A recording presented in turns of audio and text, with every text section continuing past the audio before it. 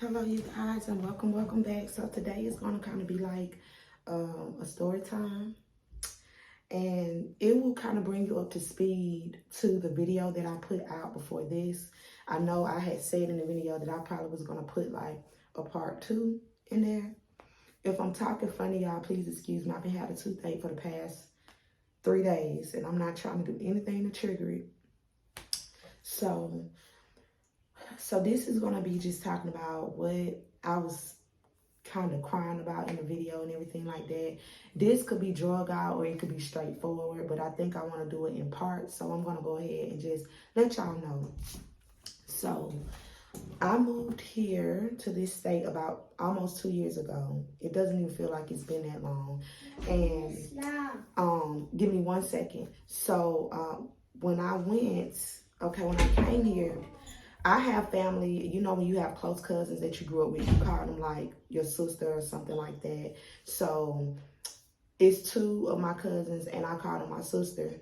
I was living with them because I had just left a situation when I was living in Texas and I went home to family. And when I was there, it didn't take me 6 months to move. But when I decided to move, I knew I wanted to come back here, but I did it by myself.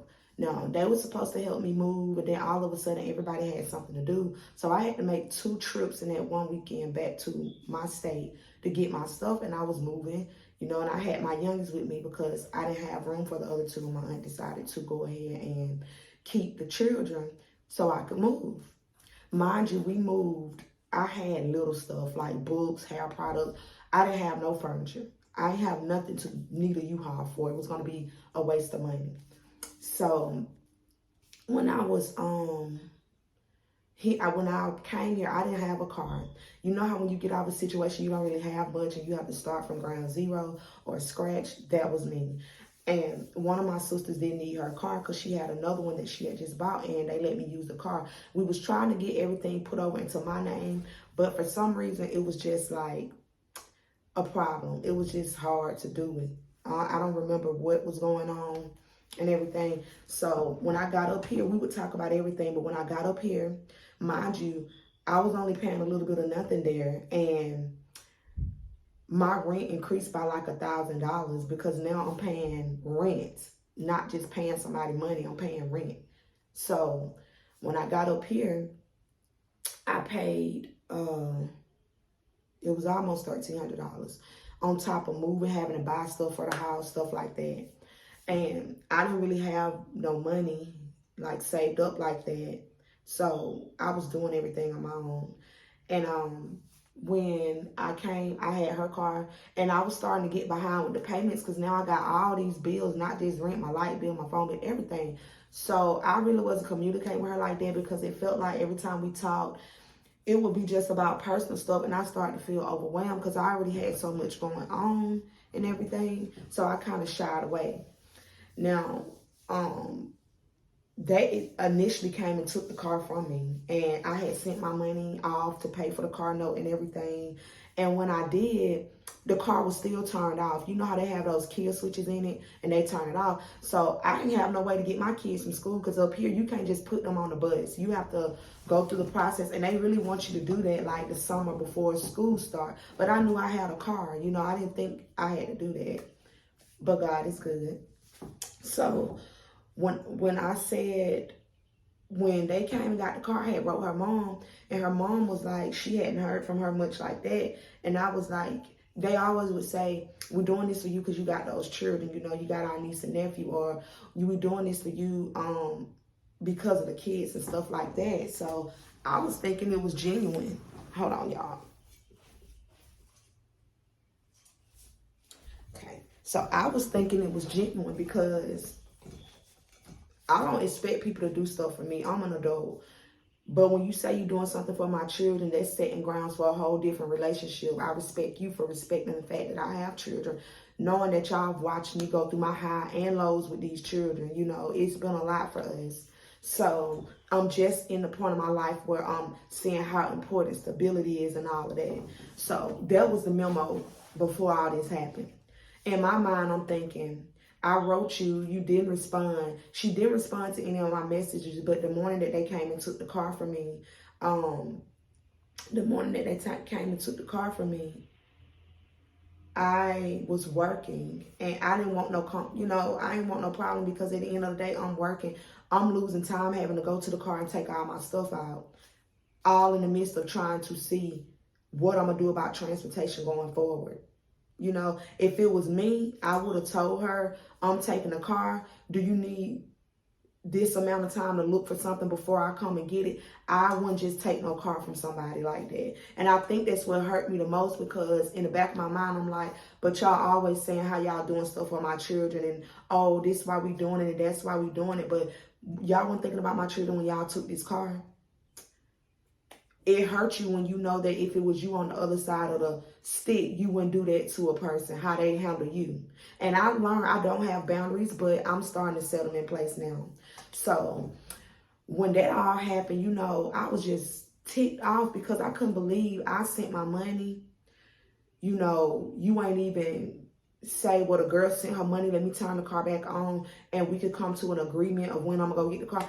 The next text I got from her after I told her, like, I don't have a way to get my children and stuff like that, the next text that I got from her was, I'm on the way to get the car.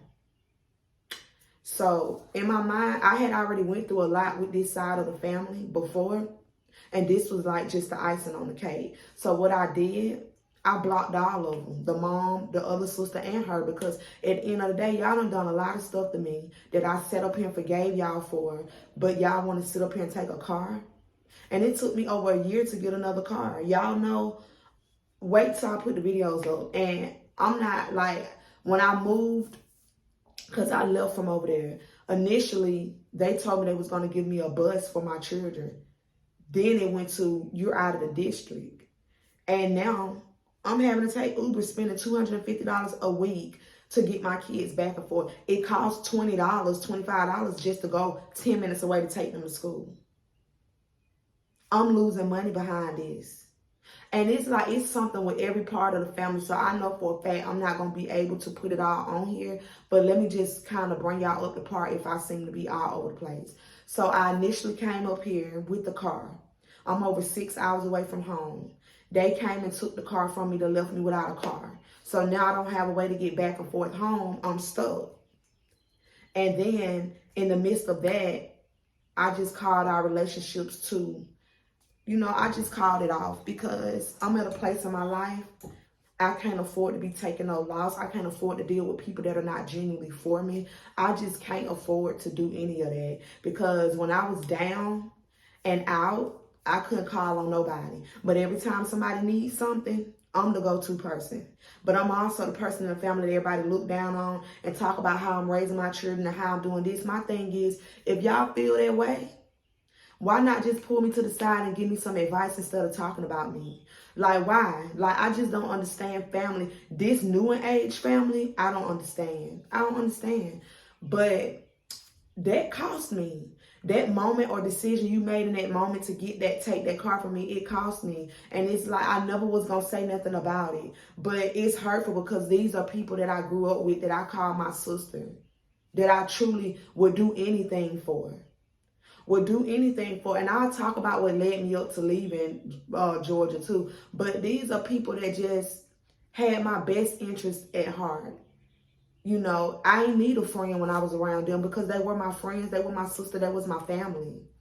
But at the end of the day, people sit back and condone people's behavior and make it seem like this is normal, or nobody don't stand up for the person that's getting battered and beat all down and stuff. Everybody just sitting back watching. But when you go to stand up for yourself, you the person in the wrong. Now, this been years and years and years of stuff since 2014, 2015. Years and years of stuff that y'all have done to me. And I know why I'm going through what I'm going through, because baby, this is just only a snippet of my life, okay? And I'm not even the person that get on here to be calling names or dragging nobody, but this is my truth. This is what I'm going to do with this channel. And going forward, I am going to be talking about this stuff so that I can heal. I haven't talked to them in almost 2 years, and I'm going to keep it that way because I gave y'all chance after chance after chance, and I'm tired of allowing my children to watch how my family has been treating me. It's not normal. It's not right. That's how you have children grow up dysfunctional. when you have them around dysfunctional people. And I'm not doing that no more. I'm not. And, you know, it's wrong. You don't do that to people that you say you love. You don't. I would never, never do that to nobody. I would never. And it did make me bitter to the point where I had to go to God, like, God, do not hate them. But I just want you to see my reasoning in it. I have a point. I have a point. Like, you don't, you know, anything could have happened to me and my kids. When we moved here, we didn't know nobody. Initially, the first time we was in North Carolina, we was in Jacksonville, which was 3 hours away from here. And I was with my aunt. And we'll talk about that too in another video. I was with my aunt. This time I branched off on my own and came to a whole nother area. And God is good, because when I came out here, I was like, I'm just going to live my life. I'm going to get into my YouTube. I'm just going to do this. I'm just going to do that. I don't want to do hair. But they got this really big mom group. And something just told me, give back. You know, go in there and just do a tips only service where people, you helping other moms, but you just taking tips. You're not even charging. That thing nearly went viral for me. And it put me in a position to where I was back doing hair.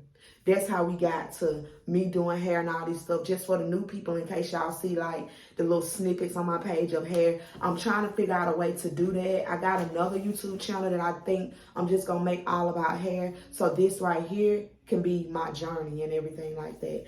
But yeah, like, you know, and I went, and when I say I blocked them from my phone, I blocked them from my social media. I did see that they was still liking my stuff. I didn't mind. Then it was heavy on my spirit to just block them completely, and that's what I did. And I feel so much better. It do be times and memories that I think about where I miss my family, because I love my family to death.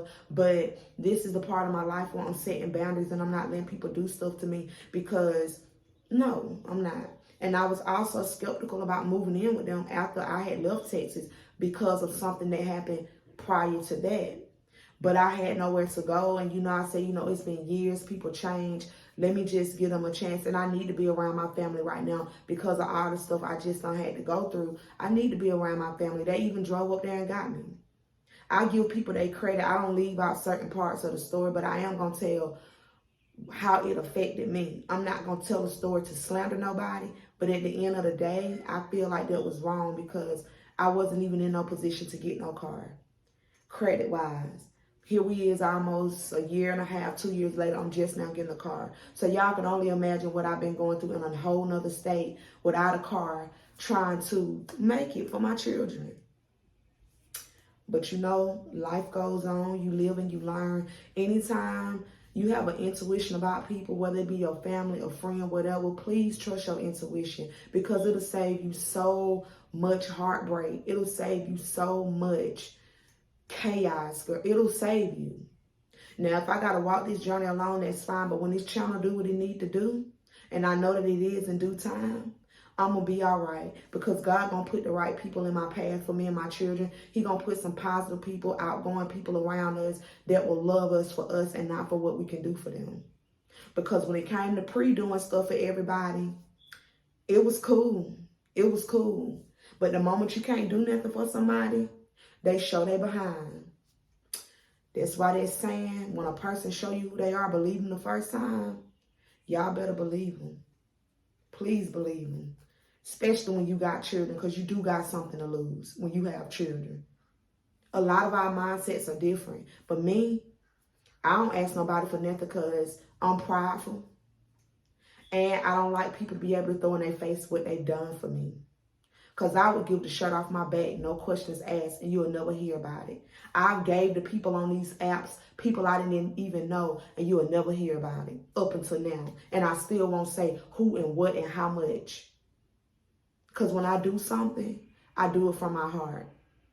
And it's just all the chaos that be in your life, be surrounded by people. And when you take yourself out of the situation, you feel so much better. I'm searching for peace. I am searching for peace. I don't have time to be bickering with nobody. I really do not. I hope y'all enjoyed this video. It wasn't long. It was all over the place. It's not a rant. It's just me venting and allowing myself time to heal, y'all. Like, people are something. But I love y'all. And I pray that y'all enjoyed the video. I'll see y'all on the next video. If y'all want part 2, part 3, 4, 5, 6, because there's some parts to this, go ahead and leave me a comment and let me know. And I hope you guys have a happy Sunday.